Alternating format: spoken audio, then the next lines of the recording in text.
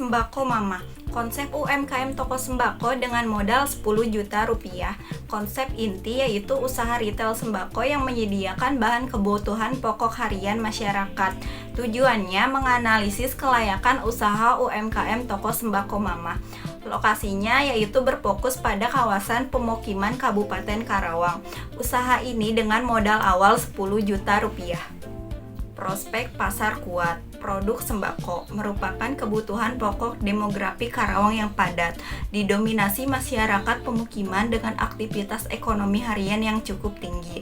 Prospek lokasinya yaitu berada di lokasi Kosambi Karawang, lokasi dekat dengan konsumen utama atau rumah tangga sekitar, sehingga memudahkan akses pembelian kebutuhan pokok harian.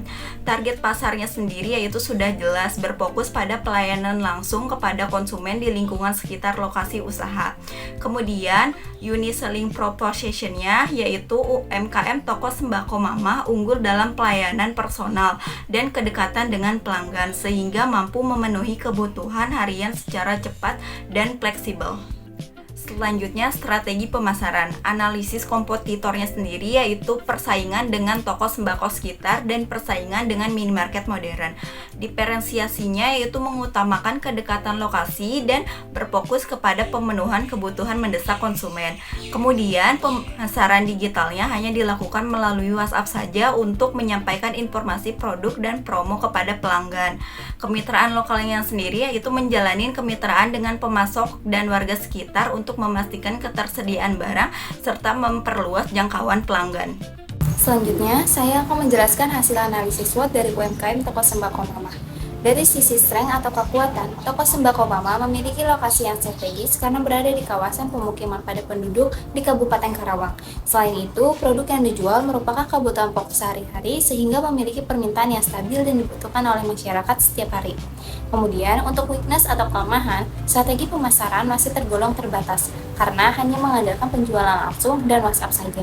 Selain itu, pencatatan keuangan masih sederhana, sehingga perlu ditingkatkan agar pengelolaan keuangan lebih rapi dan terkontrol.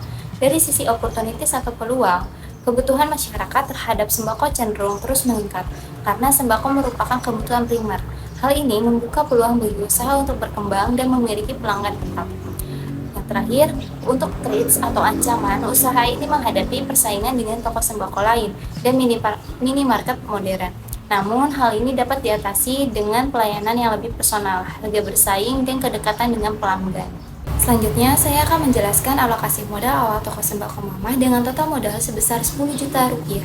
Modal tersebut dibagi menjadi dua bagian utama, yaitu biaya investasi awal sebesar 45% dan modal kerja sebesar 55%. Untuk biaya investasi awal, dana digunakan untuk sewa toko selama 1 tahun sebesar 4 juta rupiah, perlengkapan toko seperti rak dan etalase sebesar 300.000, timbangan dan perlengkapan pendukung lainnya sebesar 200.000. Sedangkan untuk modal kerja, dana dialokasikan untuk persediaan awal barang sembako sebesar 4 juta rupiah, kas awal operasional sebesar 1.500.000. Pembagian ini dilakukan agar usaha dapat berjalan secara efisien sejak awal, baik dari sisi operasional maupun ketersediaan barang. Pada target keuntungan bersih, berdasarkan perhitungan keuangan, toko sembako Mama menargetkan keuntungan bersih sebesar 20%. Untuk mencapai target tersebut, toko membutuhkan sekitar 7-8 pelanggan per hari dengan rata-rata transaksi yang stabil. Dengan kondisi ini, pendapatan bulanan diperkirakan mencapai 3.375.000 dan mampu menghasilkan keuntungan bersih sekitar 2 juta rupiah per bulan. Jika jumlah pelanggan berada di angka 6 pelanggan per hari, usaha berada pada kondisi titik impas atau break-even point di mana pendapatan dan biaya operasional seimbang.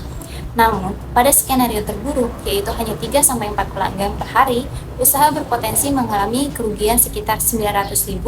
Oleh karena itu, konsisten pelanggan dan pengelolaan usaha yang baik menjadi faktor penting dalam menjaga keuntungan. Selanjutnya ada struktur tim. Struktur organisasi usaha belum terbentuk secara formal dan masih berpusat pada peran pemilik sebagai pengelola utama. Kondisi tersebut sejalan dengan skala usaha yang relatif kecil, sehingga belum memerlukan pembagian jabatan yang kompleks. Meskipun demikian, struktur yang sederhana tetap memungkinkan kegiatan usaha berjalan secara efektif dan terkendali. Kemudian ada optimalisasi ruang warung sembako Mama, alur kerja cepat. Yang pertama ada area penjualan dan kasir. Ada pada bagian depan dengan dimensi kurang lebih 3,5 meter dikali 1,5 meter. Zona ini menjadi titik utama interaksi dengan pelanggan, dengan kasir ditempatkan di bagian depan agar proses transaksi berlangsung dengan cepat dan mudah diawasi. Selanjutnya ada peralatan utama seperti meja kasir, timbangan digital, alat tulis, dan buku catatan, serta rak kecil barang cepat laku untuk rokok, gula saset, dan mie instan. Yang kedua ada area display dan rak sembako ada pada bagian tengah dengan dimensi kurang lebih 3,5 meter dikali 3,5 meter. Area tengah ini difungsikan sebagai zona utama pengambilan barang oleh pelanggan dengan alur gerak yang luas dan satu arah. Penataannya ada rak di sisi kiri dan kanan, lorong tengah dibuat lega untuk mobilitas cepat, dan ada produk utamanya seperti beras, minyak goreng, gula, mie instan, telur, dan kebutuhan harian lainnya. Yang terakhir ada area penyimpanan dan stok yang ada pada bagian belakang dengan dimensi kurang lebih 3,5 meter dikali 2 meter. Zona ini digunakan untuk menyimpan stok cadangan agar area penjualan tetap rapi dan tidak penuh. Peralatan utamanya seperti rak penyimpanan, karung beras, dan dus stok sembako. Selanjutnya ada sistem operasional fleksibel dengan peralatan multifungsi. Yang pertama, sistem operasional adaptif. Pengelolaan operasional toko sembako Mamah dilakukan secara fleksibel dengan menyesuaikan jumlah dan jenis barang dagangan terhadap kebutuhan serta pola permintaan konsumen harian. Dengan sistem ini, memungkinkan usaha dapat berjalan efisien meskipun terjadi perubahan permintaan pasar. Yang kedua, ada peralatan multifungsi. Peralatan yang digunakan bersifat sederhana dan multifungsi, sehingga dapat menunjang berbagai aktivitas operasional tanpa memerlukan banyak alat khusus.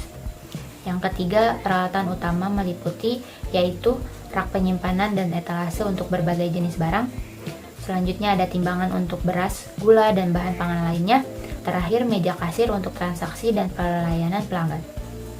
Di nomor 4 ada standarisasi dan kontrol persediaan. Pengelolaan stok dilakukan secara teratur dengan memperhatikan yang pertama, pemisahan stok lama dan stok baru. Kedua, pengecekan tanggal kadaluarsa secara berkala. Yang ketiga, penataan barang berdasarkan kategori.